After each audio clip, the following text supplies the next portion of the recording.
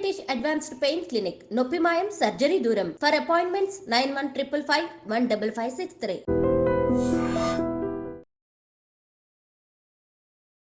Hi, hello, నమస్తే, welcome to I dream. నేను journalist Pasha. IPL 2025కి సంబంధించి ఆప్షన్ గురించి క్రికెట్ ఫ్యాన్స్ అంతా చాలా ఈగర్గా వెయిట్ చేస్తున్నారు. అయితే యుఏఈ వేదికగా ఐపీఎల్ 2025కి సంబంధించి ఆప్షన్ అయితే స్టార్ట్ అయిపోయింది. 2 సెట్ల ప్లేయర్స్ని కూడా చాలా టీమ్స్ అయితే కొనుగోలు చేశాయి. అయితే ఇప్పటి వరకు ఆప్షన్లో అమ్ముడుపోయిన ప్లేయర్స్ గురించి, వాళ్ళకి దక్కిన ధర గురించి మాట్లాడుకుందాం. ఈరోజు మనతో పాటు చాణక్య గారు ఉన్నారు. సార్తో మాట్లాడి ఈ ఆప్షన్ గురించి డిస్కస్ చేద్దాం. Hi sir. హాయ్ పాషా భాయ్. ఆప్షన్ చూస్తూనే ఉన్నారు, 2 సెట్లు అయిపోయాయి. మనం అందరం ఎక్స్పెక్ట్ చేసినట్లే రిషబ్ పంత్కి చాలా హ్యూజ్ ప్రైజ్ అయితే వచ్చింది. కేఎల్ రాహుల్కి మాత్రం అనుకున్నంత ప్రైజ్ రాలేదు. వీటన్నిపైన డిస్కస్ చేద్దాం. ముందు రిషబ్ పంత్ గురించి మాట్లాడుకుంటే 27 crores అయితే తనకు వచ్చింది. దీనిపైన ఏమంటారు? ఆ టీం బై చేసుకున్న టీంకి ఎంతవరకు బెనిఫిట్ అవుద్ది ఇచ్చిన అమౌంట్ గురించి? ఈ ఐపీఎల్ ఆప్షన్ గురించి అయితే ప్రతి ఒక్కరూ ఈగర్గా వెయిట్ చేస్తూ ఉన్నారు. అండ్ మ్యాచ్కి ఎలాంటి వ్యూస్ అయితే ఎక్స్పెక్ట్ చేస్తారో ఆప్షన్కి అంతకు బీట్ అయ్యేటట్టు కూడా వ్యూస్ అందరూ కూడా ఈగర్గా వెయిట్ చేస్తున్నారు. ఏ ప్లేయర్ ఏ టీంలోకి వెళ్తాడు, మన ఫేవరెట్ టీంలోకి వస్తాడా అని చెప్పేసి దేశ నలుమూలలో ఉన్న ఐపీఎల్ ఫ్యాన్స్ అందరూ కూడా ఎదురు చూస్తున్నట్టే మనం ముందుగానే ఎక్స్పెక్ట్ చేసాం. రిషబ్ పంత్కి మాత్రం ఖచ్చితంగా ఒక టాప్ బైకి వెళ్తాడు అని చెప్పేసి.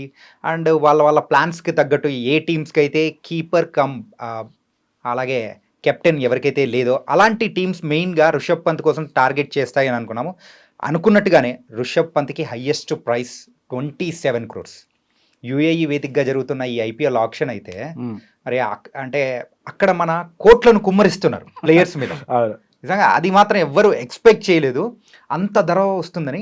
కానీ ఒక టైంలో అయితే ఆర్టీఎం యూజ్ చేయకుండా ఉన్నప్పుడైతే మరి ఎస్ఆర్హెచ్ అండ్ దాంతోపాటు కూడా లక్నో అండ్ ఆర్సీబీ ఆ 2 కూడా రిషబ్ పంత్ కోసం బాగా పోటీ పడ్డా కానీ ఫైనల్గా ఎస్ఆర్హెచ్ వచ్చి ఆ ధరను కూడా పెంచుతూ 20 వరకు తీసుకొని వచ్చిన తర్వాత అక్కడ ఆర్సీబీ కానీ మిగతా లక్నో టీం వచ్చి కొనుక్కుంటారేమో అనుకున్నప్పుడు మరి ఆర్టీఎం ఒక బ్రహ్మాస్త్రాన్ని యూజ్ చేసి 20.75 ఉన్నది అది కాస్త 27 crores లక్నో కోట్ చేసింది. చాలా హ్యూజ్ అమౌంట్. ఎస్, మరి ఐపీఎల్ హిస్టరీలోనే హైయెస్ట్ అమౌంట్ ఇది.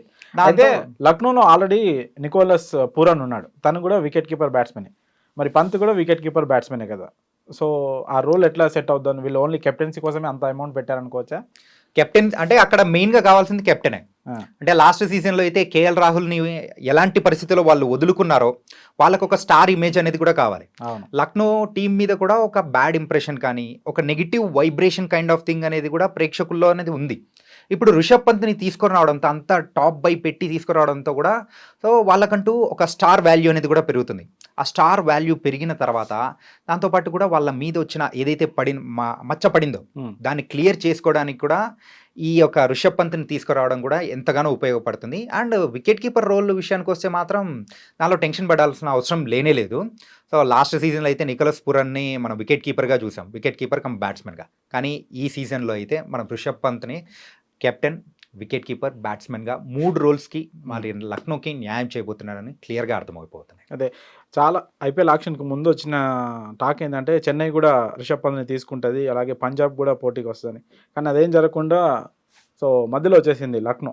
సో మరి చెన్నై అలాగే పంజాబ్ ఎందుకు పంత్ కోసం పోటీ పడలేదంటే అంటే వాళ్ళ దగ్గర అంత పర్స్ ఎక్కువ లేదనుకోవచ్చు. మెయిన్గా అది సిఎస్కే దగ్గర. ఓకే, సిఎస్కే అయితే అంత ఎక్కువ పర్స్ లేదు. అంత ఒకవేళ పర్స్ తీసుకున్నా కానీ మిగతా టీంని సెట్ చేసుకోవడానికి వాళ్ళ దగ్గర ఉన్న మిగతా పర్స్తో సెట్ అవ్వదు. కాబట్టి అందుకోసం మెయిన్గా ఆ సిఎస్కే పక్కకి వెళ్ళిపోయింది. అండ్ పంజాబ్ కింగ్స్ వచ్చేటప్పటికి పంజాబ్ కింగ్స్ ఆల్రెడీ అంతకంటే ముందు శ్రేయస్ అయ్యర్ మీద కావాల్సినంత ఇన్వెస్ట్ చేసేసింది. సో కాబట్టి వాళ్ళు ఇప్పుడు మళ్ళీ ఇంకొక స్టార్ ప్లేయర్ కోసం వెళ్ళినా కానీ అంత ఉపయోగం ఏమీ ఉండదు వాళ్ళకు. ఎక్కడైతే పంజాబ్ టీం అయితే సో ఎప్పుడైతే పాయింటింగ్ ఒక కెప్టెన్గా ఒక మెంటర్గా అయితే పంజాబ్ కింగ్స్కి వచ్చాడో అప్పటి నుంచి ఒక కొత్త టీంని బిల్డ్ చేసుకోవాలని వాళ్ళు డిసైడ్ అయిపోయారు.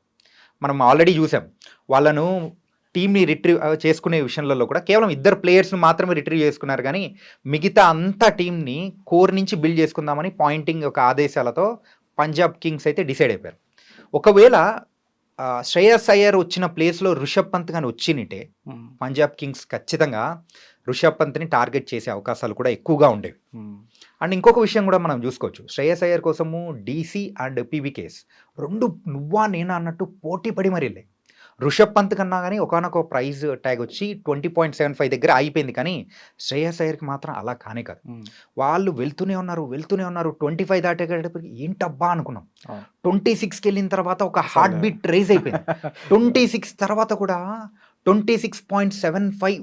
మై గాడ్, ఏంటిది ఇలాంటి ప్రైజ్, అసలు రికార్డులని బద్దలు కొట్టేశాడు శ్రేయస్ అయ్యర్ సూపర్ అనుకో. స్టాక్ వచ్చిన రికార్డ్ ప్రైస్ అయితే అయ్యర్ బ్రేక్ చేశాడు, ఆ తర్వాత పంత్ బ్రేక్ చేశాడు. ఓకే, అయ్యర్ కి అంత హ్యూజ్ అమౌంట్ పంజాబ్ పెట్టడం కరెక్టేనా? అవసరమే అండి, ఎందుకంటే వాళ్ళ దగ్గర ఆల్రెడీ కెప్టెన్ లేరు అండ్ వాళ్ళ టీంని సరైన దశలో నడిపించడానికి కూడా కావాలి. అండ్ లాస్ట్ టైం కూడా చూసాం శ్రేయస్ అయ్యర్ యొక్క కెప్టెన్సీలోనే కేకేఆర్ కప్ అనేది కూడా లిఫ్ట్ చేసింది. మరి అంత బ్రాండ్ వాల్యూ ఉన్న ప్లేయర్ ఇండియాకు కూడా ఆడుతూ ఉన్నాడు, T20కి కరెక్ట్గా సూట్ అయ్యే ప్లేయర్. అండ్ పీబీకేఎస్ అయితే ఖచ్చితంగా వాళ్ళు టార్గెట్ చేసింది అయితే ఋషభ్ పంత్ కోసమైనా, కానీ వాళ్ళ అనుకునే ఎక్స్పెక్టేషన్స్తో మరి ఇక్కడ అయితే మరి శ్రేయస్ అయ్యర్ వచ్చాడు. శ్రేయస్ అయ్యర్ని కూడా వాళ్ళు తీసుకున్నారు. మరి ఆ శ్రేయస్ అయ్యర్ కూడా ఈసారి పీబీకేఎస్ యొక్క రాతను మారుస్తాడేమో అని కూడా అనుకుంటున్నారు. ఎందుకంటే ఇప్పటి వరకు ఒక మంచి సీజన్ అనేది కూడా పీబీకేఎస్కి లేదు. స్టార్టింగ్లో మనం చూసాం, కానీ ఆ తర్వాత అయితే ఎక్కడ కనిపించలేదు. కాబట్టి ఈసారి మరి శ్రేయస్ అయ్యర్ చేతిలో పంజాబ్ కింగ్స్ యొక్క రాత మారుతుందేమో, వేచి చూడాలి. అదే పంజాబ్లో ఫస్ట్ ప్లేయర్, ఫస్ట్ సెట్లో వచ్చిన హర్షదీప్ సింగ్ని కూడా ఆర్టీఎం వాడు 18 కోట్లకి పంజాబ్ వాళ్ళు అయితే తీసుకున్నారు. సో పాత ప్లేయర్, ఇంతకుముందు పంజాబ్ ఆడిన ప్లేయరే, వాళ్ళకి హర్షదీప్ పంజాబ్లో ఉండడం వాళ్ళకి ఎంతవరకు బలం అవుతుంది అనుకుంటున్నారు? ఖచ్చితంగా ఏంటంటే లాస్ట్ సీజన్లో మరి హాఫ్ ఆఫ్ ద సీజన్ అయిన తర్వాత మరి పంజాబ్ కింగ్స్ మ్యాచెస్ గెలవడంలో ఒక కీలక పాత్ర పోషించింది కూడా హర్షదీప్ సింగ్. అండ్ ఇప్పుడైతే T20స్లో తన బౌలింగ్ ఒక ఉన్న పదును కానీ, సో తన వేగం కానీ, అది కాకుండా యూత్ని ఎప్పుడైతే టార్గెట్ చేసుకుంటూ ఆ కోర్ టీమ్ని బిల్డ్ చేసుకుంటూ వెళ్ళారంటే వాళ్ళ టీమ్ బ్రాండ్ వాల్యూని కూడా ఫ్యూచర్లో ఒక స్టార్ ప్లేయర్గా తనని చూపించుకోవచ్చు. సో ఆ రకంగా కూడా హర్షదీప్ సింగ్ని తీసుకున్నారు. అండ్ మనం చూసాము ఏంటంటే SRH అండ్ RR స్టార్టింగ్లో హర్షదీప్ సింగ్ కోసం బాగా పోటీ పడ్డారు. ఏంటంటే ఫస్ట్ ప్లేయర్ ఎవరైతే వస్తారో వాళ్ళ కోసం మాత్రం పోటీ పడే అవకాశాలు ఖచ్చితంగా ఉంటాయి. ఎందుకంటే హ్యూజ్ పర్సన్ది, ఎంతగా ఉంటే అంత పెట్టేయచ్చు. స్టార్టింగ్లో మనం కూడా అనుకుంటాం కదా, ఏది ఫస్ట్ 10 daysలో మనకు శాలరీ రాగానే మనం ఎలా అయితే ఖర్చు పెట్టుకుంటామో మొత్తం భలే ఖర్చు పెట్టేస్తాం, ఏదంటే అది కొనేసుకుంటుంటాం. కానీ చివరికి వచ్చేటప్పటికి మాత్రం మనం కొంచెం పొదుపు అయిపోతుంటుంది. అలాగే అంటి పరిస్థితిలోనే మరి ఆర్టీఎం యూజ్ చేసి, వాళ్ళిద్దరు పోటీలో ఉన్నా కానీ ఫైనల్గా ఆర్టీఎం యూజ్ చేసి మరి అయితే పంజాబ్ అయితే హర్షదీప్ సింగ్ని తీసేసుకుంది, అది కూడా 18 కోట్లు. That was an good buy. Mitchell స్టార్క్కి లాస్ట్ మినీ ఆక్షన్లో ఒక హ్యూజ్ ప్రైస్ 24 crores దాకా వచ్చినాయి, 24.75 దాకా వచ్చినాయి. ఇప్పుడు మాత్రం 11.75కే ఢిల్లీ క్యాపిటల్స్ అయితే సొంతం చేసుకుంది. ఎందుకు అంత ప్రైస్ తగ్గింది స్టాక్ అంటే? స్టాక్ ఏంటంటే మినీ ఆప్షన్కి అండ్ మెయిన్ ఆప్షన్కి మనము పొంతం లేదండి, అంటే డిఫరెన్స్ చాలా ఉంది. మెయిన్గా చెప్పాలంటే ఏంటంటే అక్కడ ఆల్రెడీ కావాల్సిన టీం అంటే కోర్ టీం అనేది ఉంటుంది మినీ ఆప్షన్లో. అంటే కొన్ని ఎప్పుడైతే ఫిల్ ఇన్ ద బ్లాంక్స్ ఎలా ఉంటాయో ఆ ప్లేసెస్కి మాత్రమే టార్గెట్ చేస్తూ ఉంటారు. సో అందుకోసమే మిచెల్ స్టార్క్ కోసం అంత ప్రైస్కి వెళ్ళారు. ప్రైస్కి వెళ్ళిన తర్వాత దానికి తగ్గట్టు న్యాయం కూడా చేశాడు. ఏం చెప్పాలంటే వేరే ప్లేయర్స్ ఎవరైనా కానీ ఆ ప్రైస్ ట్యాగ్ ఒక టెన్షన్లో సరిగ్గా ఆడకపోవడం కానీ, ప్యానిక్ అయిపోయిన సిచ్యువేషన్లో బోల్డెన్ని మనం చూసాం, ఇషాన్ కిషన్ విషయంలోనే చూసాం. కానీ ఇక్కడ మాత్రం స్టార్క్ మాత్రం అలా చేయలేదు. కాకపోతే ఇది మాత్రం DC వాళ్ళు ఒక స్మార్ట్ బై అనేది చేశారు. లాస్ట్ టైం 23-22 ఎంతో ప్రైస్కి స్టాక్ తీసుకున్నా కానీ మెయిన్ ఆప్షన్కి వచ్చేటప్పటికి పరిస్థితులు మారిపోతూ ఉంటాయి అండ్ చేయాల్సిన షాపింగ్ అనేది చాలా ఉంటుంది. కాబట్టి సో ఎక్కువగా వేరే టీమ్స్ కూడా అంతగా ఇంట్రెస్ట్ చూపించలేదు. సో ఎప్పుడైతే ఆ 11.75 crores వచ్చిందో సో చాలు అని అనుకున్నారు. అండ్ DC అయితే ఇదే సరైన సమయం అని చెప్పేసి వాళ్ళకు కావాల్సిన బౌలర్ అనే వాళ్ళు కావాలి, సో ఆ ప్లేస్ని ఫిల్ చేయడానికి స్టార్క్ ఇస్ పర్ఫెక్ట్ అని చెప్పేసి సో మన GMR గ్రూప్ వాళ్ళు అనుకున్నారు. సో కరెక్ట్గా గురి చూసి కొట్టేశారు. ఆ DC వాళ్ళు తీసుకున్న స్మార్ట్ బై ఇంకోటి మాట్లాడుకుంటే KL రాహుల్. చాలా ఎక్స్పెక్టేషన్స్ ఉండే, పంత్ తర్వాత అంత పెద్ద అమౌంట్ ఎవరికి వస్తుందంటే KL రాహుల్ పేరు బాగా వినిపించింది. కానీ జస్ట్ 14 కోట్లే అంటే KL రాహుల్కి అది వర్తబులా ఆ అమౌంట్ కాదంటారా? ఫ్రాంక్గా చెప్పాలంటే కాదండి. ఒకానొక సమయంలో ఏమనిపించిందంటే RCB ఏమన్నా కానీ లోకల్ బాయ్ని మళ్ళీ హోమ్కి పిలుచుకురావడానికి అంటే RCB KL రాహుల్ కోసం టార్గెట్ చేస్తుందేమో అని అనుకున్నాం. ఏంటంటే ఎప్పుడైతే KL రాహుల్ ఆప్షన్లోకి వచ్చాడో ఆ టైంలో వాళ్ళకు అప్రాక్సిమేట్లీ 75 crores వరకు వాళ్ళ పర్స్లో ఉన్నాయి. సో చూస్తున్నప్పుడు ఏముంది, ఆర్సీబీకి కేఎల్ రాహుల్ వచ్చేస్తాడు. మనం ప్రీవియస్గా కూడా విన్నాం కొన్ని రిపోర్ట్స్ కానీ కొన్ని లీక్స్ వచ్చేటప్పుడు కేఎల్ రాహుల్ని ఖచ్చితంగా ఆర్సీబీ తీసుకోబోతుందని చెప్పేసి ఇలా అన్న సందర్భాలు కూడా వచ్చాయి. అవును. కానీ ఐపీఎల్ ఆప్షన్లో ఫస్ట్ మార్కీ ప్లేయర్స్లో మాత్రం one of the upset players, అంటే ప్లేయర్స్ కాదు ప్రేక్షకుల్ని అప్సెట్ చేసింది ఏదైనా ఉందంటే కేఎల్ రాహుల్ బై. అవును.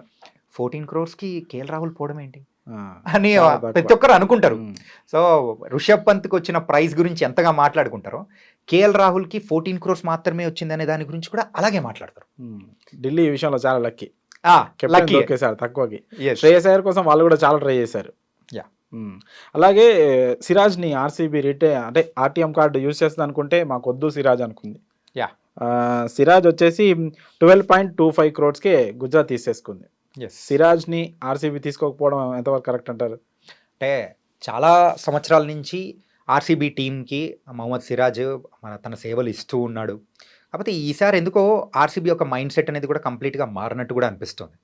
ఏంటంటే ఎప్పుడు స్ట్రాంగ్ బ్యాటింగ్ లైనప్ ఏదైనా ఉంది అంటే అది ఆర్సీబీ అనే చూస్తుంటాం. కాకపోతే ఈసారి వాళ్ళు మాత్రం బౌలింగ్లో చేస్తున్న తప్పులు ఏవైతే ఉన్నాయో సో అవి చెయ్యకూడదు, లేదు కొత్త టీంని మనం కూడా బౌలింగ్ లెవెల్లో బిల్డ్ చేసుకోవాలి అనే ఉద్దేశంతో వాళ్ళు కూడా ఆ బౌలింగ్ యూనిట్ని కూడా పాత బౌలింగ్ యూనిట్ వద్దు, కొత్త బౌలింగ్ యూనిట్తోనే వెళ్ళాలి అని వాళ్ళు డిసైడ్ అయిపోయారు. అందుకోసమే మోస్ట్లీ మహమ్మద్ సిరాజ్ వైపు కూడా వాళ్ళు ఎక్కువగా ఇంట్రెస్ట్ చూపించలేదు.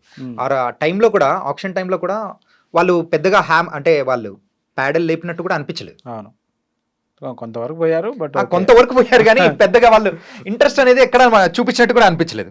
ఇంకా షమి గురించి మాట్లాడుకుంటే 10 కోట్లకి మన సన్ రైజర్స్ హైదరాబాద్ అయితే కొనుక్కుంది. చాలా మంచి బై అని చెప్పుకోవచ్చు. ఆల్రెడీ కమిన్స్ ఉన్నాడు కెప్టెన్ కమ్ బౌలర్గా కూడా. తనకి షమికి ఈ రెండు జోడీ బాగా పనిచేస్తుంది మనకి బాగా అనుకోవచ్చా? ఖచ్చితంగా అనుకోవచ్చు. కాకపోతే ఎస్ఆర్హెచ్ చేసిన ఒక స్మార్ట్ బైలో ఇది కూడా one of the smart by. ఏంటంటే మనకు బ్యాట్స్మెన్స్ ఉన్నారు, మిడిల్ ఆర్డర్ ఉన్నారు, అంతా సెటప్ అయిపోయింది. కాకపోతే ఫారెన్ ప్లేయర్స్ ఎక్కువ ఉన్న టీం ఏదైనా ఉంది అని అంటే వీళ్ళే మన ఎస్ఆర్హెచ్. కాకపోతే ఇప్పుడైతే బౌలర్స్ని తీసుకోవాలి. అలాంటి టైంలలో బౌలింగ్ యూనిట్లో కూడా ఒక ఎక్స్పీరియన్స్ బౌలర్ కావాలి. అలాంటి ఎక్స్పీరియన్స్ బౌలర్ విషయంలో మరి మహమ్మద్ షమీని తీసుకోవడం మాత్రం మంచి భయే. కాకపోతే మహమ్మద్ షమీ విషయంలో మాత్రం మనం ఆలోచించాల్సింది ఏదైనా ఉందంటే కేవలం ఒకటే, ఇంజరీ కన్సర్న్స్ అనేది కూడా ఒకటి ఉంది. అవును. సో లాస్ట్ సీజన్ ఆడాడు, బాగానే ఉంది. కాకపోతే ఆ తర్వాత మరి నేషనల్ టీంలోకి రావాల్సిన మహమ్మద్ షమీ ఎక్కువగా రాలేకపోయాడు, ఇంజరీ కన్సర్న్స్ ఉండడం వల్ల. సో తను కూడా ఆడలేకపోయాడు. కాకపోతే రీసెంట్ టైమ్స్లో కూడా మనం అయితే రంజీ టీమ్స్లో కూడా ఆడుతూ ఉన్నాడు. రంజీ టీమ్స్లో ఆడుతున్నా కానీ ఏమవుతుందంటే తన బౌలింగ్ యాక్షన్ అంతా సూపర్గా ఉంది, వికెట్లు తీస్తున్నాడు. కానీ ఆ రన్నింగ్ ఏదైతే రన్అప్ ఉంటుందో ఆ రన్అప్ తగ్గించడం కానీ ఇలాంటివన్నీ ఉండడంతో ఆ ఫిట్నెస్ విషయంలో ఇంకా తను ఫిట్ అవ్వలేదా అని ఒక క్వశ్చన్ మార్క్ మాత్రం వస్తుంది. కానీ మహమ్మద్ షమీని తీసుకున్న తర్వాత వేరే ఎవరైనా కొత్త ప్లేయర్స్ని ఎవరైనా బౌలర్స్ని తీసుకున్నారంటే ఎస్ఆర్హెచ్ అంటే ఇక్కడ మహమ్మద్ షమీ యొక్క షాడోలో మిగతా వాళ్ళు గ్రూ అయ్యే అవకాశాలు మాత్రం ఖచ్చితంగా ఉంటుంది. దాని ద్వారా మరి రాబోయే కాలంలో కూడా ఎస్ఆర్హెచ్కి మంచి బౌలర్స్ దొరికే అవకాశాలు కూడా ఉన్నాయి. ఓకే, ఎస్ఆర్హెచ్లో బ్యాటింగ్ చాలా బలంగా స్ట్రాంగ్గా ఉంది. ఆ రిటెన్షన్తోనే అర్థమైపోయింది. బౌలింగ్లో ఇప్పుడు ఆల్రెడీ కమిన్స్ ఉన్నాడు, ఇప్పుడు షమీని తీసుకున్నాడు. కానీ ఒక స్పిన్నర్, క్వాలిటీ స్పిన్నర్ కావాలి ఆ నీడ్ మనకి ఎస్ఆర్హెచ్కి ఉంది. దానికోసం చాలా పోటీగా ఆక్షన్లో పాల్గొన్నారు. కానీ ఎస్ఆర్హెచ్ వాళ్ళు లాస్ట్కి వదిలేశారు. 18 కోట్లకి పంజాబ్ వాళ్ళు చాహల్ని తీసుకున్నారు. చాహల్కి 18 కోట్లు అంటే ఎలా అనిపించింది మీకు? అంత పెద్ద అమౌంట్ చాహల్ కోసం పెట్టచ్చండి. ఏంటంటే ప్రీవియస్ తను ఆడిన మ్యాచెస్లో కూడా ఎక్కువగా వికెట్ టేకింగ్ స్పిన్నర్స్ ఎవరైనా ఉన్నారంటే అందులో టాప్ 3లో ఖచ్చితంగా చహల్ ఉన్నాడు. మెయిన్గా ఐపీఎల్ విషయానికి వచ్చేటప్పటికి సో నేషనల్ టీంలో అయితే తను ప్లేస్ దక్కించలేకపోతున్నాడనే ఒక బాధ అయితే ఖచ్చితంగా ఉంటుందేమో. కానీ ఐపీఎల్ విషయానికి వచ్చేటప్పటికి మాత్రం తనకు ఏ ప్రైస్ ట్యాగ్ పెట్టినా కానీ దానికి తగ్గ న్యాయం అయితే మరి చహల్ చేస్తూ ఉన్నాడు. అండ్ చాలాసార్లు కూడా పర్పుల్ క్యాప్ గెలుచుకునే అవకాశాలు అనేది కూడా ఉన్నాయి. అండ్ ఒకవేళ ఆర్ఆర్ దగ్గర పర్స్ వాల్యూ అనేది కూడా ఎక్కువగా ఉండి ఒకవేళ ఆర్టీఎం ఆప్షన్ ఏదైనా ఉండింటే మాత్రం ఖచ్చితంగా ఆ చహల్ని అంటే బ్రింగ్ బ్యాక్ చహల్ అనే ఉండేదేమో అవకాశాలు. అని వాళ్ళ దగ్గర కూడా 41 crores ఉండడంతో చహల్ని కూడా పెద్దగా ఇంట్రెస్ట్ చూపించలేదు. ఆ స్పిన్నర్స్ విషయంలో మనం లాస్ట్ టైం చూసాం, ఆర్ఆర్ విషయంలో అయితే చహల్ అండ్ అశ్విన్ ఆ 2 స్పిన్ డియోస్ మాత్రం చాలా వరకు మరి ఆర్ఆర్ టీంకి విజయాన్ని దక్కబెట్టడంలో వాళ్ళు కూడా మంచి కీలక పాత్ర అనేది పోషించారు. ఈసారి వాళ్ళు లేని లోటు మాత్రం ఆర్ఆర్కి తెలుస్తూ ఉంది.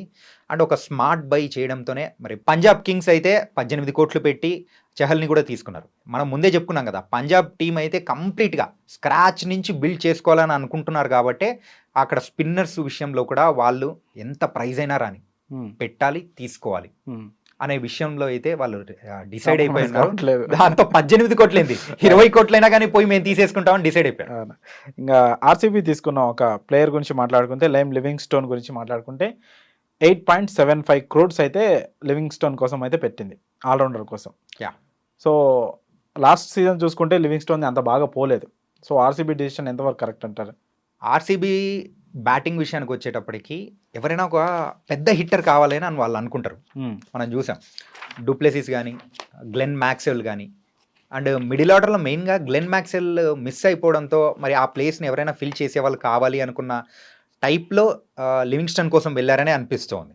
అండ్ వాళ్ళు కూడా తక్కువ ప్రైస్కే లివింగ్స్టన్ని కూడా తీసేసుకున్నారు. 8.75 మిడిల్ ఆర్డర్లో ఒక ఇంగ్లాండ్ ప్లేయర్ 8.75 crores దొరకడం, అది కూడా మిడిల్ ఆర్డర్లో తను బౌలింగ్ చేయగలుగుతాడు, ఒక పార్ట్ టైం బౌలర్గా ఉంటాడు.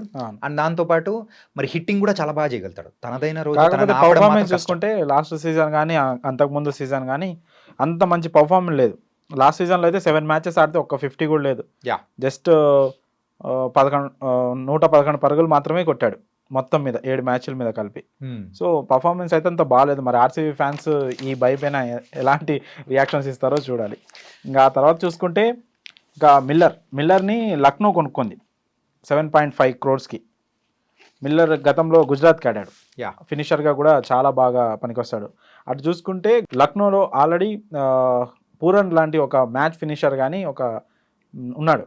ఇప్పుడు మిల్లర్ కూడా అంటే ఫారెన్ ప్లేయర్స్ ఎక్కువైపోతారేమో లక్నోలో, ఇంకా ఇంకా ఇంకా కొనుగోలు చేయాల్సింది వాళ్ళు. ఇంకా కొనుగోలు చేయాల్సి వస్తే మాత్రం ఇంకా తీసుకోరేమో అనిపిస్తుంది. ఆల్రెడీ మీరు అన్నట్టు డేవిడ్ మిల్లర్ ఉన్నారు, నికోలస్ పురన్ ఉన్నాడు. కానీ నికోలస్ పురన్ని వాళ్ళు ఆడిస్తే ఓపెనర్ కన్నా లేకపోతే 1 down కన్నా ఆడిచ్చే అవకాశాలు ఉంటుంది. అయితే ఒక ఫినిషర్ రోల్కి వచ్చేటప్పటికి మాత్రం ఈ డేవిడ్ మిల్లర్ని యూజ్ చేసుకునే అవకాశాలు ఎక్కువగా ఉన్నాయి. అండ్ ఆల్రెడీ మనం చెప్పినట్టు కేఎల్ రాహుల్ని వదిలిపెట్టిన తర్వాత ఆ ప్లేస్ని ఫిల్ చేయడానికి మరి రిషబ్ పంత్ని కూడా తీసుకొని వచ్చారు. రిషబ్ పంత్ నెంబర్ 4లో దిగి, సో తను కూడా ఒక ఫినిషర్ రోల్ అంటే మరి ప్రయత్నించే అవకాశాలు కూడా ఉంటాయేమో. ఆ బ్యాటింగ్ ఆర్డర్ ఏదైతే ఉంటుందో, సో మిగతా అంటే ఆ స్పాట్స్ని ఫిల్ చేసుకునే అవకాశాల్లో ఇప్పుడు వాళ్ళు ఫోకస్ చేయాలి.